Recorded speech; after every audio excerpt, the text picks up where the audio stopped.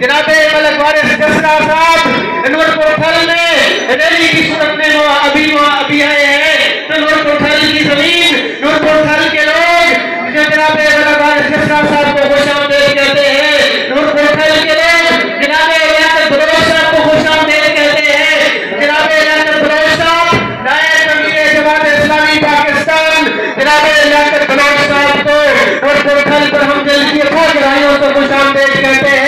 نور کوٹھل کے لوگوں کے اندر احساس محرومی بھی ہے، یہ لوگ مایوس نہیں ہیں، یہ لوگ پرامید ہیں، اور یہ لوگ جماعت اسلامی سے اپنی امیدیں وابستہ رکھتے ہیں، ترازو کے نشان کے ساتھ اپنی امیدیں وابستہ رکھتے ہیں۔ ہم جناب لیاقت بلوچ صاحب کو دل کی گہرائیوں سے خوش آمدید کہتے ہیں۔ جناب لیاقت بلوچ صاحب کو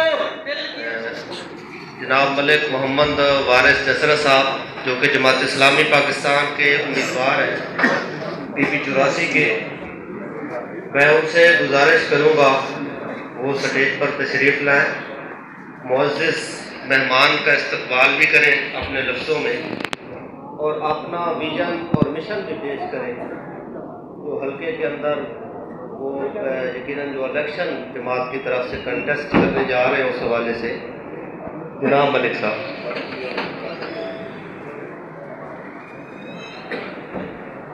بسم اللہ الرحمن الرحیم۔ انتہائی محترم جناب لیاقت بلوچ صاحب نائب امیر جماعت اسلامی پاکستان، محترم ڈاکٹر ضیاء اللہ ملک صاحب امیدوار پی پی 82 جماعت اسلامی پاکستان، ملک عبدالقیوم راہداری صاحب صدر بار ایسوسیشن نور کوٹھل، میرے بھائیوں اور میرے عزیزوں، میں شکر گزار ہوں جناب قائد تحریک اسلامی کا کہ وہ بڑا دور کا سفر طے کر کے مسلسل پروگراموں کی مصروفیت کے باوجود ہمارے علاقے میں تشریف لائے۔ میں آپ سب لوگوں کے لیے اپنی آنکھیں فرشنا کرتا ہوں جو ہماری دعوت پر اس پروگرام میں تشریف لائے۔ محترم لیاقت بلوچ صاحب، ہمارا تعلق جس علاقہ سے ہے، میرے خیال میں پاکستان کا کوئی علاقہ اس سے زیادہ پسماندہ نہیں ہے۔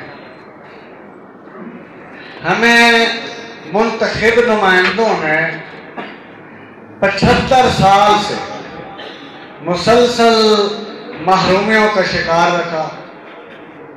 وہ اسلام آباد اور لاہور کے محلات میں آرام فرماتے رہے۔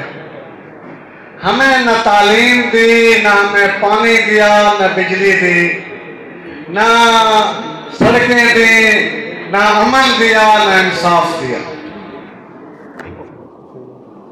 اس علاقہ کی یہ بدقسمتی ہے کہ جو بھی اس علاقہ سے منتخب ہو کر گیا اس کے منہ میں زبان نہیں تھی، اس نے کبھی ہمارا مسئلہ نہ ڈسکس کیا ہے اور نہ عوام کو انہوں نے کوئی پذیرائی دی۔ یہاں مختلف مواقع پر ہماری فصلات تباہ ہوتی رہیں۔ اس دفعہ بھی ہمارے ضلع میں کئی مقامات پر یالہ باری نے تباہی کر دی، لیکن مجال ہے کسی منتخب ہونے والے فرد کی کہ اس کی زبان بھی ہلی ہو۔ یہاں کرپشن اور رشوت کا راج ہے، کوئی کسی کو پوچھنے والا نہیں۔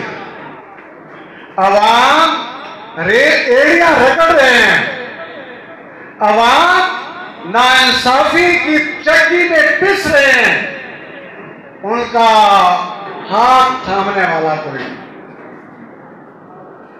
یہاں گریٹر تھل کینال بنائی گئی اور گریٹر تھل کینال کے ذریعے ہمارے کئی علاقوں کو سیراب کرنے کا منصوبہ بنایا گیا، وہ ختم کر دیا گیا، کسی نے نہیں پوچھا۔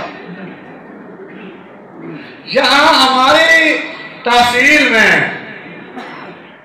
बहुत बड़ी तादाद में सरकारी जमीनें पड़ी हुई हैं, बेजमीन काश्तकारों को नहीं दी जा रही और उन पर तावान को डाला जाता है, उनसे मालियत वसूल किए जाते हैं, उनके खिलाफ पर्चे को दर्ज किए जाते हैं, उनके हकूक को तलफ किए जाते हैं, लेकिन उनको ये जमीनें अलाट नहीं की जाती और जमीन अपनी पैदावार देने से मारूम है। इसी तरह इस जमाने में जबकि दुनिया आसमान को छू रही है, हमारे कई देहात और कई देराजात ऐसे हैं जहां बिजली नहीं है। हमारे मासूम बच्चे दूर दराज इलाकों से पैदल चलकर मीलों का सफर तय करके स्कूलों में जाते हैं, उनके लिए कोई ज़राए का रास्ता नहीं है। हर तरीके से ख़वातीन, किसानों, मजदूरों, तलबा, हर तरीके से हर किस्म की जाति की और हमारे मुंतखब नुमाइंदे 5 साल बाद आते हैं, हमारे लोगों को बरगला कर ले जाते हैं और फिर उसके बाद 5 साल बाद नजर आते हैं। इसलिए हमारा जिला हर तरीके से पसमानदा भी है और पीछे भी रह गया है, तरक्की की दौड़ में पीछे रह गया है। इंशाअल्लाह अगर जमात इस्लामी को इत्मीनान दिया गया, अगर जमात इस्लामी का साथ दिया गया, इंशाअल्लाह हम इस इलाका को सबसे अव्वल में खड़ा करेंगे। मैं यूनियन काउंसिल का नाज़िम रहा हूं, 25,000 की आबादी है। मैं आज हाथ उठाकर ये कहता हूं कि 4 साल के अंदर एक फर्द भी ऐसा नहीं जिसका काम ना हुआ हो, जिसके साथ किसी महकमे ने ज्यादती की हो। एक भी फर्द ऐसा नहीं जिसने मुझे बताया हो और उससे एक पाई रिश्वत ली गई हो। एक भी फर्द ऐसा नहीं, एक भी फर्द ऐसा नहीं जो मेरे पास आया हो और फिर नाकाम लौटा हो। और 26 लाख रुपए मैं पोजीशन में होने के बावजूद 26 लाख रुपए मैंने अपनी यूनियन काउंसिल में 2000 में खर्च किए। अल्हम्दुलिल्लाह एक पाई का मैं रवादार नहीं हूं और मैंने बिला तफरीक, बिला मुतालबा जितने इलाका जात मेरे हल्के में थे उनके मैंने तरक्याती स्कीमें बराबर दी। मैं 3 साल अपनी बार का सदर रहा हूं। अल्हम्दुलिल्लाह लाखों रुपए मेरे हाथ से निकले। मेरे साथी ममलाए पाक के गवाह हैं कि मैंने एक पैसे की करप्शन नहीं की। सबसे पहले फंड मैंने हासिल किए, लाखों रुपए बाहर के लिए मैंने हासिल किए और बाहर की तामीर और तरक्की के लिए मैंने पूरी कोशिश की और कोई फर्ज ये नहीं कह सकता कि मैंने अपने ओहदे से वकालत के लिए नाजायज फायदा उठाया। अल्लाह का शुक्र है, जमात इस्लामी की तरबियत है। इंशाअल्लाह अगर इस अवाम, इस हल्का के बावजूद अवाम ने हमारा साथ दिया तो इंशाअल्लाह मैं आपसे वादा करता हूँ, इंशाअल्लाह इस इलाका को पंजाब की सबसे अव्वल में खड़ा करेंगे और कोई भी बारूनी नहीं रहेगी। मैं एक बार फिर जनाबे लियाकत बलोच साहब का शुक्रगुजार हूँ।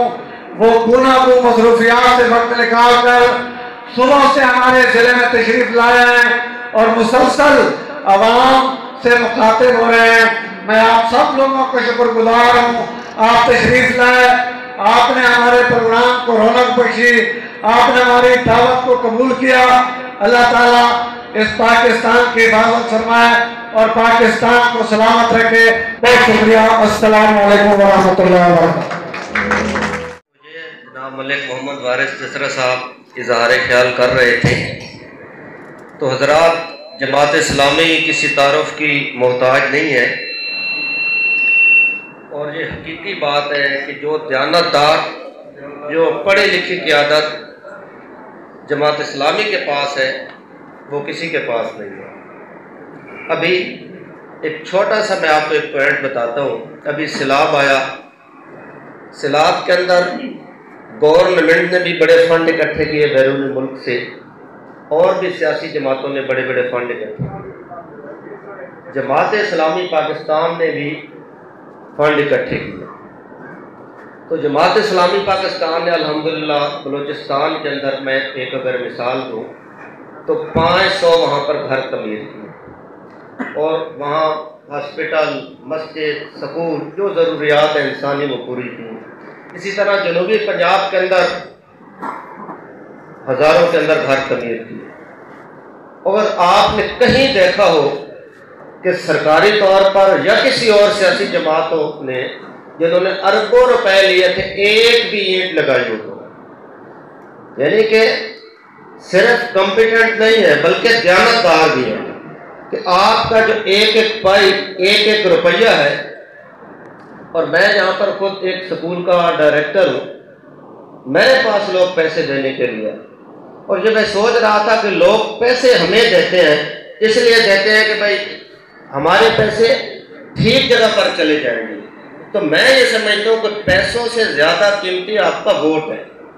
تو یہ تو ایک تھوڑے پیسوں کی مثال میں دے رہا ہوں کہ اغوث سینٹر اگر آپ دیکھیں جو یتیموں کے لیے پروجیکٹ جماعت اسلامی نے کھڑے کیے، جو ہاسپٹل کھڑے کیے، اور اتنے اتنے شاندار پروجیکٹوں کی جو حفاظت کر رہے ہیں وہ بغیر گورنمنٹ کے۔ اور اب تو یہ پوزیشن ہے کہ الخدمت کی ٹیم ترکیہ کے اندر پہنچی ہے، وہاں پر اتنے شاندار کام کو دیکھ کر جو ترکی کے صدر ہیں طیب اردگان صاحب، انہوں نے باقاعدہ ایوارڈ دیا ہے، جو آپ اپنے ملک کا جو قومی ایوارڈ ہے وہ پیش کیا ہے۔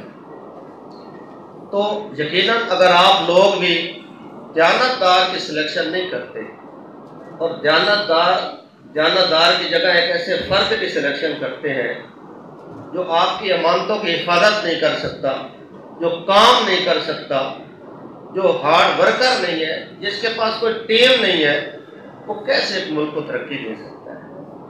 تو اس لیے میں یہ سمجھتا ہوں کہ صرف اس حلقہ کو نہیں، پورے پاکستان کو ایک دفعہ اس جماعت اسلامی کو ضرور آزمانا چاہیے جس جماعت اسلامی نے اس کو ہر آزمائش کے اندر، وہ چاہے سیلاب ہو، چاہے زلزلہ ہو یا کوئی آفات ہو، اس کے اندر تنہا نہیں چھوڑا۔ سب سے پہلے جماعت اسلامی پہنچی ہے، سب سے پہلے الخدمت فاؤنڈیشن پہنچی ہے، اور ایسے کارکنان جو ایک ہیلا، ایک روپیہ نہیں لیتے، فی سبیل اللہ اس عوام کی خدمت کرتے ہیں۔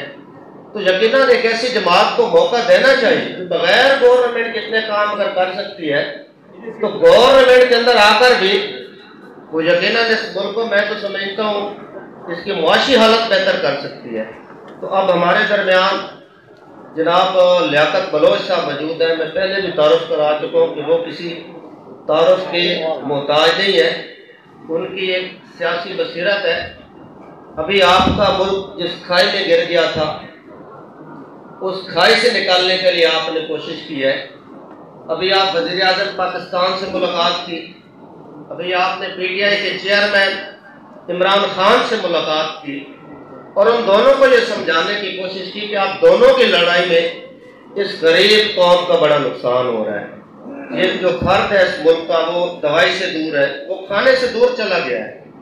تو آپ کی یہ جو 15-20 سالوں کی لڑائی ہے ابھی، اس کو ختم کریں، سیاسی حل دیں تاکہ ملک کا اسٹیبل ہو، ملک کی کوئی معاشی حالت بہتر ہو، کوئی غریب اپنے آپ کو بہتر محسوس کرے۔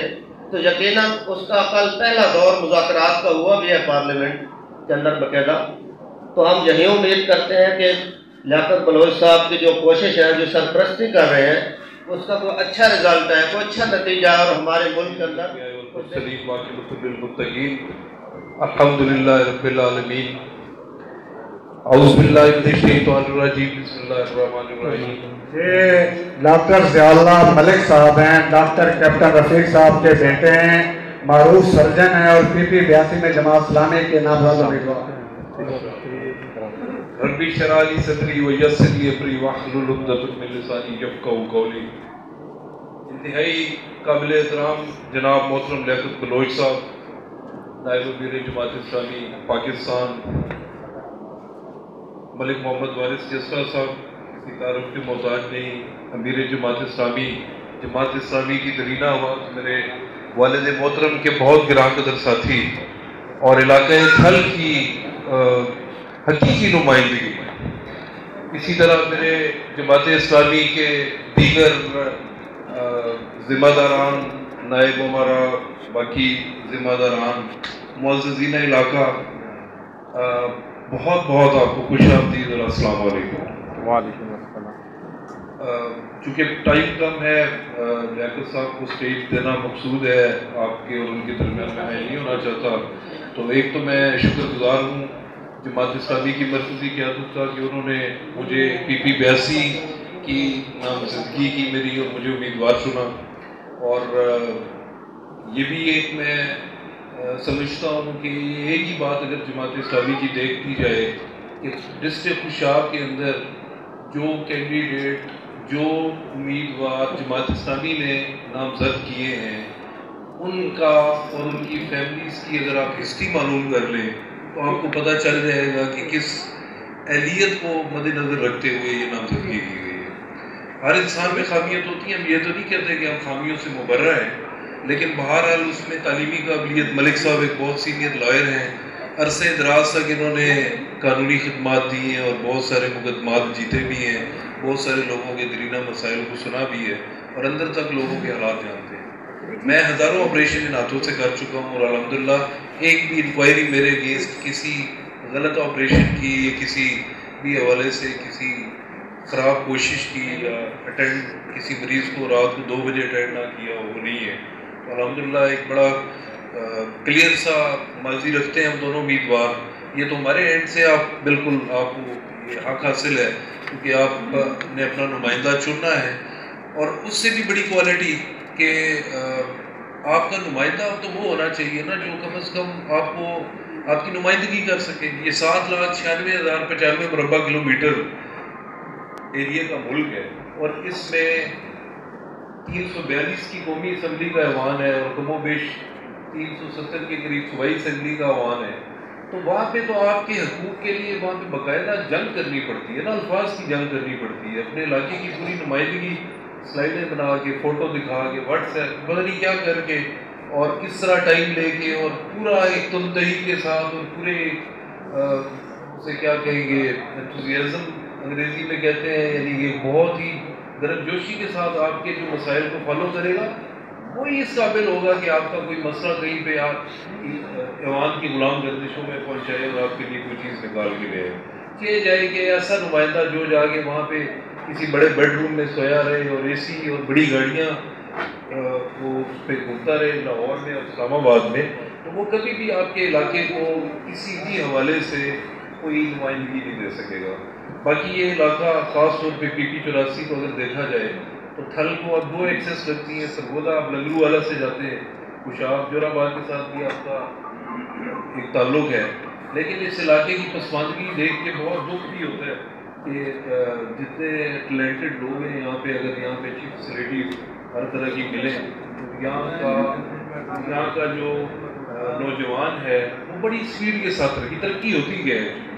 तरक्की ये होती है कि बड़े शहरों में जो बच्चे 15 साल की उम्र में सीखते हैं, हमारे बच्चे 30 साल की उम्र में सीखते हैं, वसाइल ना होने की वजह से, एक्सपोजर ना होने की वजह से।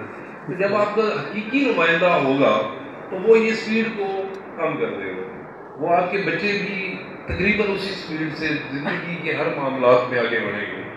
इंशाअल्लाह ताला हम खुशाब में भी मेडिकल कॉलेज बनाने का इरादा रखते हैं। आजकल तो प्राइवेट मेडिकल कॉलेज भी बन रहे हैं, हम यूनिवर्सिटी का भी इरादा रखते हैं। क्यों रखते हैं कि आपका एक बच्चा जो यहाँ पे पढ़ रहा है और अगर उसे लाहौर जाके खाना पीना रहना पड़ता है तो आप जस्ट इमेजिन करें घर पे उसका कितना स्ट्रेस होता है। डेवलपमेंट जो है वो आपके सामने अभी हम सड़कों से गुजर के आए हैं, तो अपने जहाँ पे ज़्यादा ताल्लुक था कुछ MPML उसका शायद बन गई हो, लेकिन बहुत सारा इलाका जो है वो निगलेक्टेड पड़ा है। लेकिन चूँकि हमारी तवज्जो नहीं है تو ہم اس فیسلٹی کو ڈیمانڈ نہیں کرتے. تو میری زندگی جو ہے نا جی، میں سری لنکا گیا تھی 2013 میں، تو ہمارے سے وہ ڈیولپڈ کنٹری نہیں ہے، حالانکہ 99.9% وہاں پہ ایجوکیشن ریٹ ہے، لیکن وہاں پہ کوئی بندہ ایسا نہیں تھا جس کو فیسلٹی اویلیبل ہو اور کسی کو نہ ہو. تو کوئی دنیا میں کہیں پہ یہ کانسیپٹ نہیں ہے امیر اور غریب علاقے دو قسم کے ہوں. تو ہم نے جان کے محروم رکھا ہوا ہے اپنے کچھ علاقوں کو، جس سے کشاب بھی پسماندہ ترین علاقوں میں کہوں گا. تو ہم بھی اسی سوچ کے ساتھ آگے آئے. کوئی ہمارا مقصد سیٹ حاصل کرنا نہیں ہے، کسی بڑی گاڑی کو نہیں چننا. یہ ہمارے آپ کے سامنے قومی لیڈر بیٹھے ہوئے ہیں، ابھی ان کے ساتھ ہم نے نماز پڑھی ہے، نیچے بیٹھ کے کھانا کھایا زمین پہ، انہوں نے ہمارے ساتھ ہی زمین پہ بیٹھ کے کھایا. تو میں سمجھتا ہوں یہ ہمارے نمائندے ٹھیک ہیں اور ہم ان کی یہاں پہ نامزدگی ٹھیک ہے، اور اصل آپ کو یہ لیڈرشپ چاہیے. تو جس دن آپ سمجھ گئے، اور انشاءاللہ میرا خیال ہے اب شعور باہر آ چکا ہے، اور نوجوانوں کو ہر دفعہ ایڈریس کیا جاتا ہے کہ جی نوجوان جو ہے ان کو، میں سوچا کرتا تھا کہ یہ نوجوانوں کو ہر لیڈر نے کیوں چنانا. تو ایکچولی نوجوانوں کو ڈائریکشن چاہیے ہوتی ہے اور انرجی تو ان کے اندر بہت زیادہ ہوتی ہے. تو میں نے دیکھا ہے کہ تھل کے نوجوان ماشاءاللہ بڑے باشعور ہیں، اور یہ جماعت اسلامی کے ویژن کو اور منشور کو سمجھ گئے ہیں ماشاءاللہ.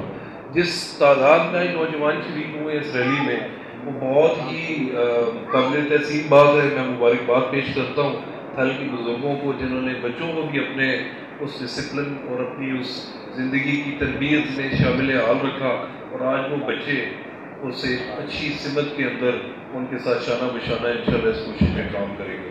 اور جو پرانی حکومتیں ہیں، آپ دیکھ رہے ہیں کہ ایک دوسرے پہ بلیم تو چل رہا ہے نا، تو اس پہ ایک بڑا شعر سا یاد آ گیا ہے کہ تو ادھر ادھر کی نہ بات کر، تو یہ بتا قافلہ کیوں لٹا. تو ادھر ادھر کی نہ بات کر، تو یہ بتا کہ قافلہ کیوں لٹا. مجھے رہزنوں سے گلا نہیں، تیری راہبری کا سوال ہے. تو رہزن تو ہر دور میں رہے، کسی نہ کسی انداز میں انہوں نے تو ڈکیتی کرنی ہوتی ہے. تو جو راہبر ہوتا ہے اس نے وہ سارے معاملات بہتر کرنے ہوتے ہیں، اور آپ کو کوئی ایسی راہیں دکھانی ہوتی ہیں جس میں آپ نے اپنے قافلے کو بچا کے منزل مقصود پہ پہنچانا ہوتا ہے. تو اب وہ مایوسیاں کا دور انشاءاللہ ختم ہونے کو ہے. انشاءاللہ تعالیٰ یہ جو چیزیں ہمیں لگتی ہیں کہ ٹیکنالوجی کی صورت میں ہمیں نقصان پہنچا رہی ہیں، انشاءاللہ یہی فائدہ دیں گی، کیونکہ اب ہمارے بہت سارا علمی اور اسلامی کام جو ہے وہ ایزی انداز میں، آسان انداز میں وہ ملنے کا موقع بھی مل رہا ہے. لیڈرشپ سے بھی رابطے بڑے آرام سے ہو جاتے ہیں، اور بامی رابطہ ہمارا ایک لیڈرشپ کے ساتھ تو فون کال پہ ہے. ملک صاحب کے پاس اور میرے پاس تو مہربانی ہے ہماری لیڈرشپ کی کہ ہمارے فون نمبر تک ہمیں انہوں نے ڈائریکٹ دیا ہوگا کہ کسی وقت بھی ہم علاقے کے کسی مسئلے کو شیئر کرنا تو ہم فوراً ان تک پہنچا سکتے ہیں. باقی انشاءاللہ جہاں پہ بھی کہیں پہ کوئی مسئلہ ہوگا، کوئی زیادتی ہوگی، انشاءاللہ ہم پہنچیں گے، داد رسی بھی کریں گے، آواز بھی اٹھائیں گے. رہی بات نمائندگی کی اور ڈیولپمنٹ کی، وہ تو آپ ہمیں چانس دیں گے، اور میرا نہیں خیال کہ آپ کوئی ایسا ٹائم رہ گیا ہے کہ ابھی بھی آپ سوچیں اور آپ ان نمائندوں کو سلیکٹ نہ کریں جو آپ کے لیے بہتر راہیں متعین کر سکیں، آپ کی نسلوں کو سنبھال سکیں، آپ کا معیار زندگی بلند کر سکیں. اور یہ میرا خیال ہے یہ آخری موقع ہے. جس طرح ہمیں لگ رہا ہے کہ یہ بہت بری کنڈیشن ہے اور بہت برے حالات ہیں، میں سمجھتا ہوں جیسے کہا جاتا ہے نا کہ نوٹ اور بوٹ کے طاقت سے جو آئے گا وہ حکومت میں آئے گا. لیکن اللہ یہ قرآن میں نہیں کہتا. اللہ کچھ اور فرماتا ہے کہ جی لا یغیروا ما بقوم حتی یغیروا ما بانفسہم، کہ خدا نے آج تک اس قوم کی حالت نہیں بدلی، نہ ہو جس کو خیالات اپنی حالت کے بدلنے کا. اللہ کا اصول یہ ہے. تو اللہ کا اصول فطری اصول ہے، وہ بدلنے والا نہیں ہے. صرف ہمارے سمجھنے میں غلطی ہو گئی ہے، ہم نے نوٹ اور بوٹ کو اہمیت زیادہ دے دی ہے. ادروائز ہمیشہ طاقت عوام ہی رہے ہیں. پوری دنیا کے ہر ملک میں عوام کی رائے کو مانا جاتا ہے. صرف ہم اپنی رائے کا خود احترام نہیں کرتے اور بڑی چھوٹی سی بات پہ ہم اپنی رائے کو ادھر ادھر کر دیتے ہیں. تو میں سمجھتا ہوں اس دفعہ نہ صرف آپ ووٹ دیں، آپ میں سے ایک ایک بندہ جو جیسے ہم بھی ہر طرح کے انسان ہیں، ہمیں کوئی زیادہ خوبیاں نہیں ہیں کہ جی ہم نمائندے ہیں.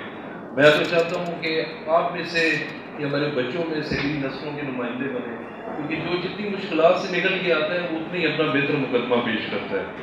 عدالت کے اندر وکیل سے زیادہ جو کیس ہے وہ مدعی لڑ رہا ہوتا ہے کیونکہ وہ ڈائریکٹلی افیکٹو ہوتا ہے. تو یہ آپ کا کیس ہے جو ملک صاحب اور میں نے لڑنے کا فیصلہ کیا ہے اور اس پارٹی کی طرف سے دیا ہے جو کہ بامیہ ہمانگی بھی رکھتی ہے, جو واحد پارٹی ہے جس نے مشہور بھی دے دی ہے, جس میں اس نے آپ کو کھانا پینا, چھت, صحت کی سہولتیں ہر بندے کے لیے, کسان کو حقوق, عورت کو حقوق, اقلیتوں کو حقوق اور خود مختار بلدیاتی ادارے اور شفاف الیکشن اور انتہائی بے داغ قسم کی نمائندگی دینے کا اپنے منشور میں آمادگی اور وعدے کا اظہار کیا ہے. تو میں سمجھتا ہوں اب بھی اگر ہم نہیں سمجھیں اور ہم اس کمپین کو اپنی کمپین سمجھ کے نہ نکلیں اور جو آج ہم یہاں پہ سن کے جائیں وہ اگر ہم اس کو الیکشن تک اور الیکشن کے بعد تک لے کے نہ چلیں جب تک ہمیں ہمارے حقوق حاصل نہ ہو جائیں, تو میں سمجھوں گا کہ آج ہم نے اس محفل کا حق ادا نہیں کیا. اللہ تعالیٰ ہمیں یہ سارے معاملات جو ہے احسن طریقے سے چلانے کی توفیق بھی دے, ہمت بھی دے, طاقت بھی دے. ہم ویسے ہی پریشان ہیں, نا امید ہیں اور ایویں خوف میں مبتلا ہیں. اگر ہم نے ٹھان لی کہ ہم یہ کام کر لیں گے تو اللہ تعالیٰ کی مدد شامل حال ہو جائے گی. وہ ایک شعر کی ہے نا جی کہ فضائے بدر پیدا کر فرشتے تیری نصرت کو اتر سکتے ہیں گردوں سے, آسمان سے اتر سکتے ہیں گردوں سے, قطار اندر قطار بھی. واقع دعوانا الحمدللہ. نیب امیر جماعت اسلامی پاکستان جناب لیاقت قلوی صاحب سے گزارش کروں گا تو وہ آپ سے مخاطب ہیں. السلام علیکم. وعلیکم السلام ورحمۃ اللہ. السلام علیکم ورحمۃ اللہ وبرکاتہ. وعلیکم السلام ورحمۃ اللہ. محمد و نصلی علی رسول الکریم. اما بعد اعوذ باللہ من الشیطان الرجیم. بسم اللہ الرحمن الرحیم. جناب محترم ملک وارث جسرا صاحب, جناب ڈاکٹر ضیاء اللہ صاحب, جناب ملک عبدالقیوم رازداری صاحب, جناب ملک غلام محمد صاحب, عمر فاروق جسرت صاحب, مفتی سلطان صاحب, قائدین محترم, برادران اسلام, بہت ہی عزیز نوجوانوں, میں جماعت اسلامی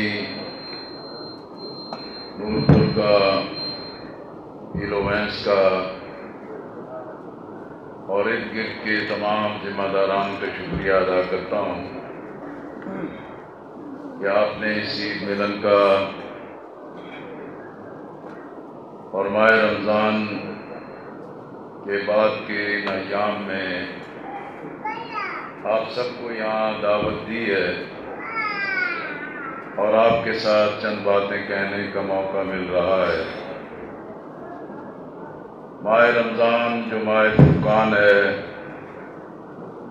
روزے اور قرآن کی مشقت کا مہینہ ہے, عبادات کا مہینہ ہے, توبہ اور استغفار کا مہینہ ہے, شب قدر کی تلاش میں اللہ کی بارگاہ میں عبادت کرنے کا مہینہ, وہ ہم سے رخصت ہو گیا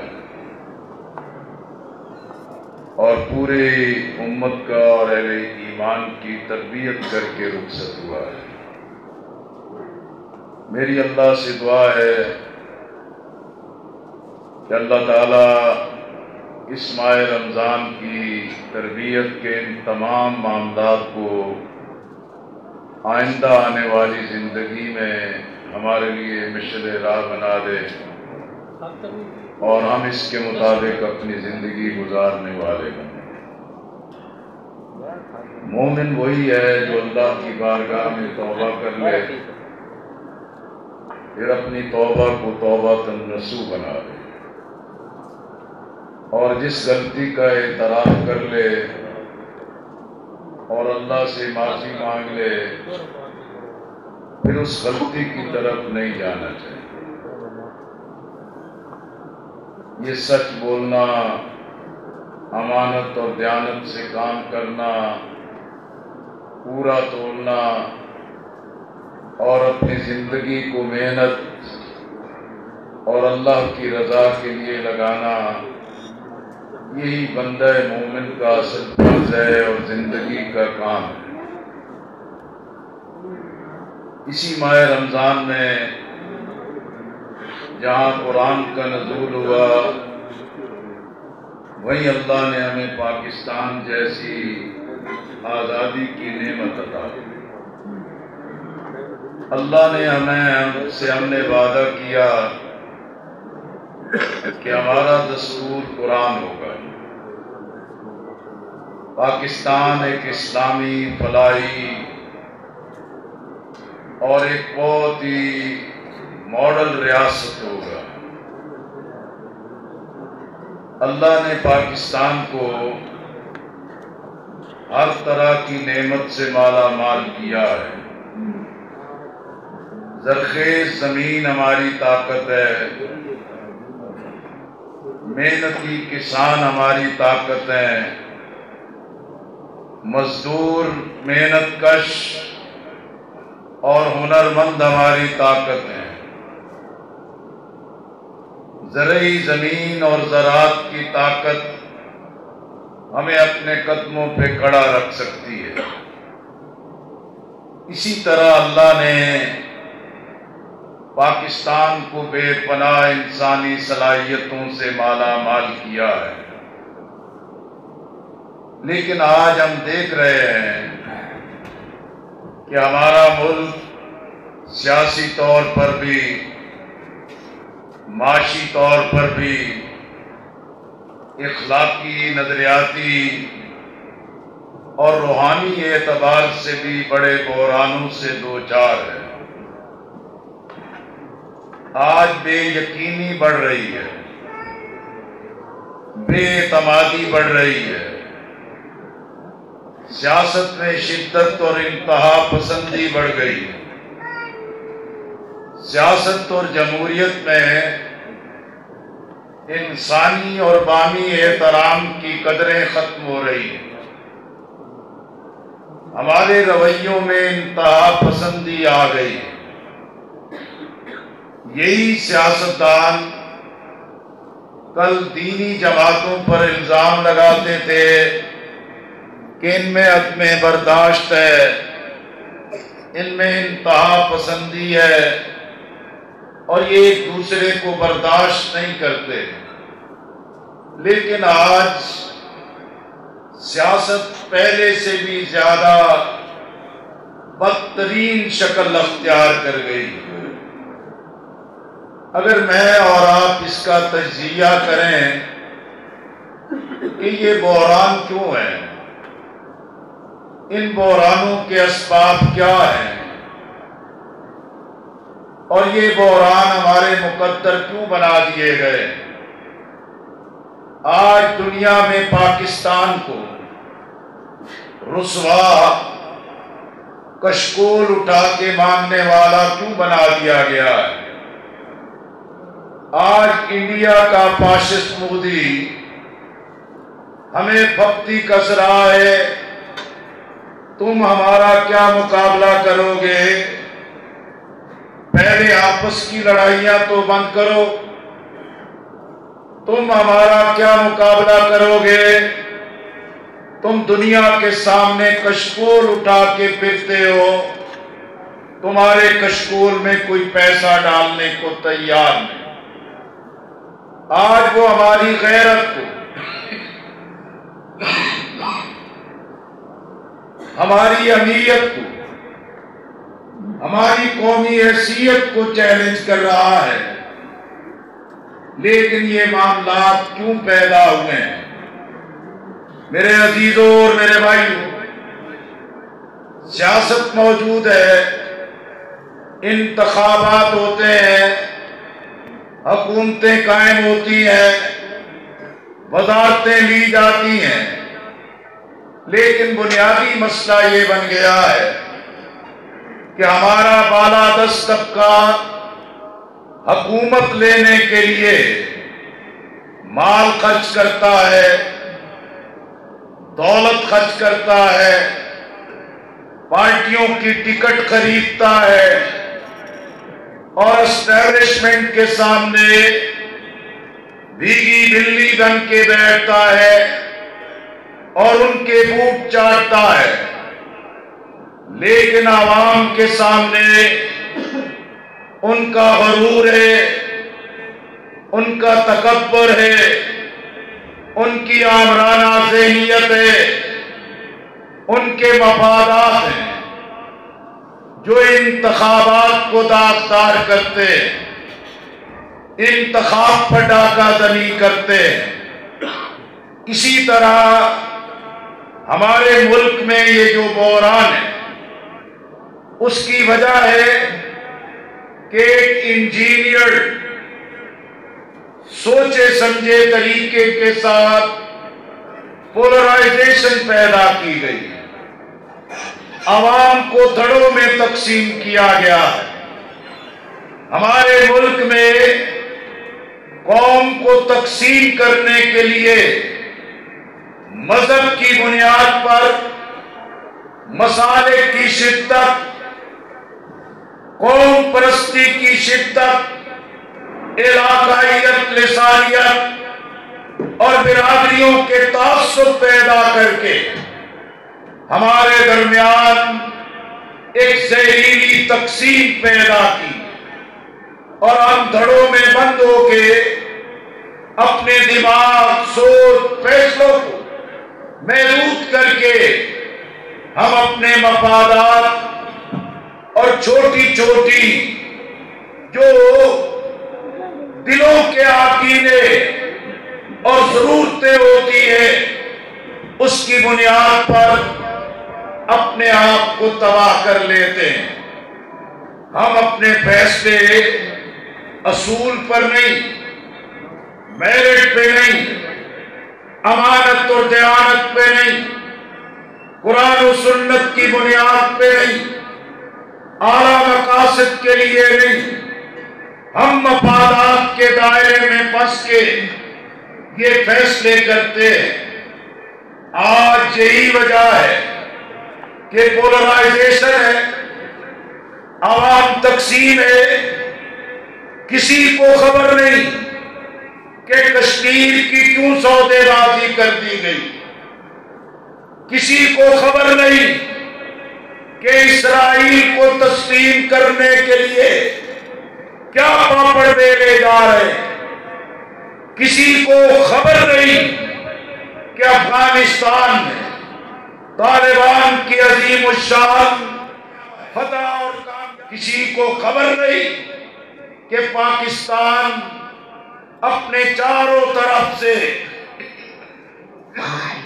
دشمنوں میں گھرا ہے، لیکن ہماری کوئی خارجہ پالیسی نہیں، ہماری کوئی قومی ترجیحات نہیں، ہم کہیں متفق اور متحد ہونے کو تیار نہیں۔ اس کی وجہ ہے ہمارے اشرافیہ میں، مقتدر طبقے میں دولت کی حوث سے، کرپشن کی حوث سے، عیاشیوں کی حوث سے، قومی دولت پہ عیش و عشرت کرنا ان کا لائف سٹائل بن گیا ہے، اور آج ان کی لاکھوں گاڑیاں جن میں تیل نہیں، غریب عوام کا خون جلتا ہے۔ یہ جو تھانے، عدالتیں، پٹوار خانے، واپڈا کے دفتر، ٹیکسل کے دفتر جو عوام پہ ظلم کرتے، کوئی اور نہیں، یہ حکمرانوں کی بے تدبیری ہے جس سے پاکستان کے عوام سے عزت سے جینے کا حق چھین لیا گیا ہے۔ ہمارے ملک میں آئین ریاست کا مذہب اسلام تسلیم شدہ ہے، قرآن و سنت سے متصادم قانون نہیں بن سکتا، لیکن آج عقیدہ ختم نبوت کا قانون ہدف ہے، ناموس مصطفیٰ صلی اللہ علیہ وسلم کا قانون ہدف ہے۔ آج پاکستان میں وہ قانون سازی کی جا رہی جو قرآن کے بھی مخالف ہے، نبی مہربان صلی اللہ علیہ وسلم کی تعلیم سے بھی آری ہے، لیکن یہ کون لوگ کر رہے ہیں؟ جو عوام کے نمائندے، جو اسمبلیوں میں بیٹھتے ہیں، اور یہ کام اس لیے ہو رہا ہے کہ ہمارا مقتدر طبقہ ذہنی طور پر امریکہ کا غلام ہے، یورپ کا غلام ہے۔ یہ نعرے آزادی کے، انقلاب کے، امریکہ کے سامنے کھڑے ہونے کی بات کرتے ہیں، لیکن در پردہ امریکہ کی چاپلوسی، اسٹیبلشمنٹ کے بوٹ چاٹنا، اقتدار کرسی اختیار کے لیے عوام نہیں، دھاندلی، مال دولت، پیسے کے ذریعے سیاست، ریاست اور اقتدار کو بدنام کیا ہے۔ آج اقتصادی حالت کو دیکھیں، مہنگائی نے، غربت نے، افراط زر نے، پیداواری لاگت بڑھ گئی، خط غربت سے انسان اس سے نیچے ذلت کی زندگی گزارنے پہ مجبور ہے۔ میرے عزیزوں اور میرے بھائی، آج I M F, world bank ہم پر راج کر رہا ہے۔ بدترین خوفناک شرائط ہے، وہ ڈکٹیٹ کرتا ہے ہماری تعلیم کیسے ہو، ہماری صحت کا نظام کیسا، ہمارا ٹیکسیشن کا نظام کیا ہو۔ وہ ڈکٹیٹ کرتا ہے کہ ہمیں کہاں سبسڈی دینا ہے، کہاں نہیں دینا۔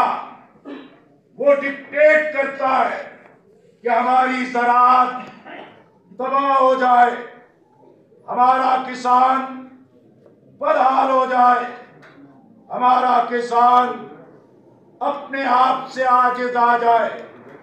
میرے دوستو، آخر سوال پیدا ہوتا ہے، یہ آئی ایم ایف کے پاس، ورلڈ بینک کے پاس کون گیا ہے؟ فوجی حکمران بھی گئے، پیپلز پارٹی بھی گئی، مسلم لیگ بھی گئی، پی ٹی آئی بھی گئی ہے، لیکن ان کے پاس نہ اقتصادی ٹیم ہے، نہ ملک کو بحران سے نکالنے کا کوئی ویژن اور لایا عمل ہے۔ حقیقت میں یہ حکمرانی کو انجوائے کرتے ہیں، یہ حکومت کی عیاشی کرتے ہیں، یہ ممبریوں پہ عیاشی کرتے ہیں، ممبر بنتے اپنی مرضی کا ایس ایچ او لگوانے کے لیے، یہ ممبر بنتے اپنی مرضی کے اے سی لگوانے کے لیے، یہ وزیر بنتے اپنی مرضی کے ڈی پی او، ڈپٹی کمشنر لگوانے کے لیے، جس کی وجہ سے آج پوری سیاست بھی، انتظامی ڈھانچہ بھی، سول سروس کا پورا نظام بھی تباہی سے دوچار ہو گیا ہے۔ اس لیے یہ خود کھانے پینے کے عادی، رشوت کا سرطان بڑھ گیا۔ اب مال دولت پیسے کے بغیر کسی کا کام نہیں ہو سکتا۔ میرے بھائیوں، جب حکمران ناکام، جب حکومتیں ڈیلیور نہ کر سکیں، جب حکمران عوام کے جذبات کی ترجمانی نہ کر سکے، پھر علاج انتخابات ہوتے کہ انتخاب کے ذریعے عوام حکومتوں کی کارکردگی کا جائزہ ہے۔ عوام دیکھیں، پیپلز پارٹی کو بار بار موقع ملا ہے، مسلم لیگ کو بار بار موقع ملا ہے۔ آج اتحادی حکومت عوام کا کچومر نکال رہی، پی ٹی آئی جس کے پاس 10 سال خیبر پختونخوا کی حکومت رہی، پنجاب میں بدترین حکمرانی عثمان مستار کی صورت میں پی ٹی آئی کے چہرے کو داغدار کیا ہے۔ آج آزاد کشمیر میں پی ٹی آئی کی حکومت عمران خان پاپولیرٹی کے، مقبولیت کے نصف النہار پر اپنے آپ کو سمجھتے ہیں، لیکن کشمیر میں اپنے ممبروں کو کنٹرول نہیں رکھ سکتے۔ گلگت بلتستان میں ان کی حکومت ہے، آخر سوال کرتے ہیں کہ عمران خان صاحب صرف تقریروں کے زور پہ کروڑوں اربوں روپے لگا کے، میڈیا کے زور پہ، سوشل میڈیا کے زور پہ بد زبانی، بد کلامی، انسانوں کی تذلیل، انسانوں کی توہین، پگڑی اچھال کے میدان سیاست میں اس ملک کو کس طرف لے جانا چاہتے ہیں۔ اسی لیے میرے دوستو، جب یہ سیاستدان ٹکرا رہے، سیاست بن گلی کی طرف، آئین سے ماورا اقدامات کے خطرات، آئین سے بالا اقدامات کی توقعات بالکل دیوار پر لکھی نظر آ رہی۔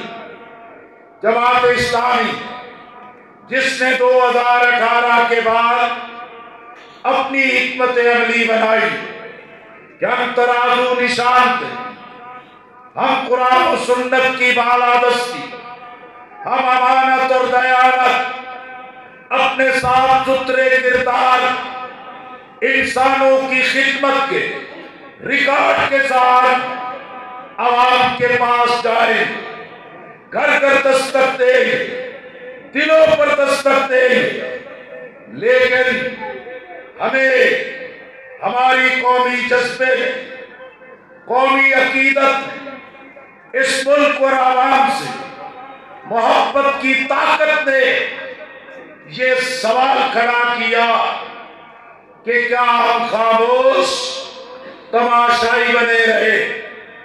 پھر ہم نے اس قیادت سے رابطے کا فیصلہ کیا، شہباز شریف صاحب سے ملے، عمران خان صاحب سے ملے، مولانا فضل الرحمان صاحب کے ساتھ تفصیلی بات ہوئی، چودھری شجاعت حسین اور اسی طرح دیگر قائدین کے ساتھ ہم نے یہ استدعا کہ پی ٹی آئی اگر اپنے موقف پر قائم ہے، عدالت تقسیم رہے، عدالت کے فیصلے متنازع رہے، تو فیصلے تو سیاستدانوں کو کرنے چاہیے۔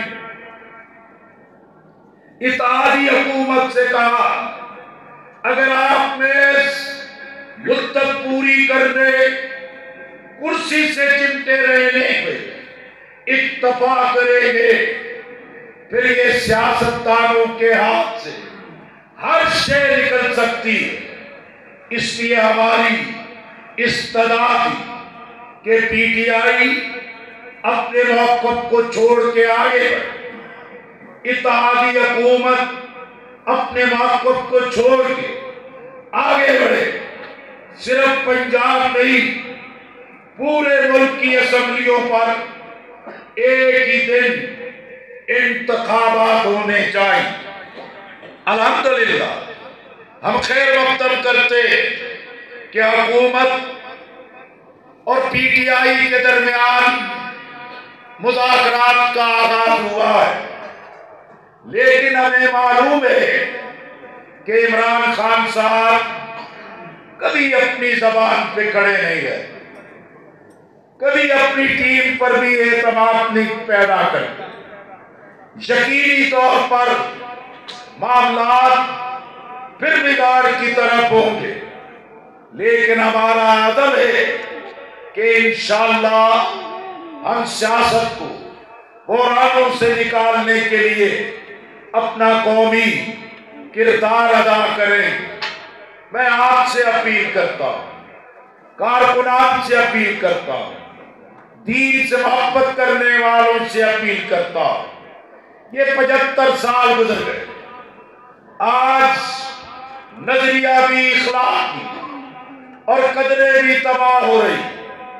ہماری نئی نسل، ہمارا مستقبل، ہمارے نوجوان جو بے پناہ صلاحیت رکھتے لیکن سیاست میں اس شدت اور انتہا پسندی نے ان کے مستقبل کو تاریک کیا ہے۔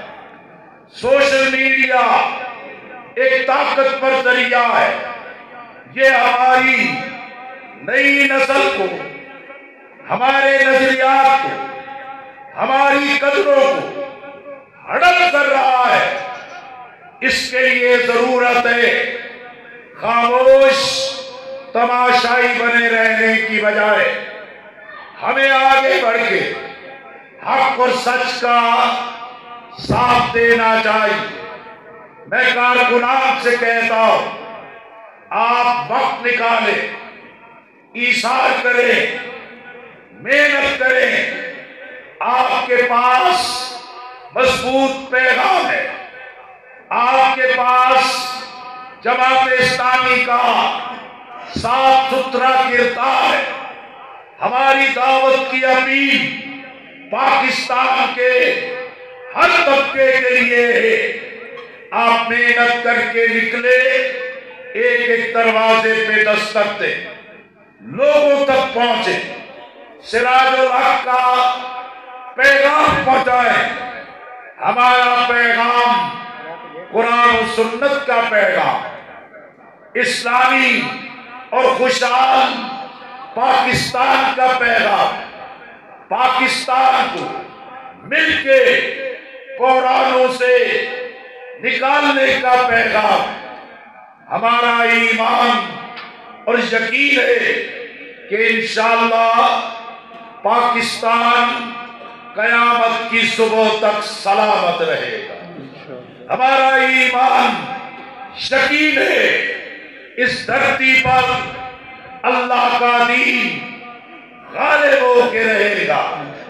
میں ملک وارث جسرا صاحب نے جن مسائل کا ذکر کیا ہے وہ حقیقت پہ مبنی ہے۔ یہاں سرکاری زمینیں بندرباٹ کی جاتی، ہمارا موقف ہے محنتی بے زمین کاشتکار کو ان زمینوں کا حق دیا جائے، ملکیت دی جائے۔ یہ ان کا پہلا حق ہے۔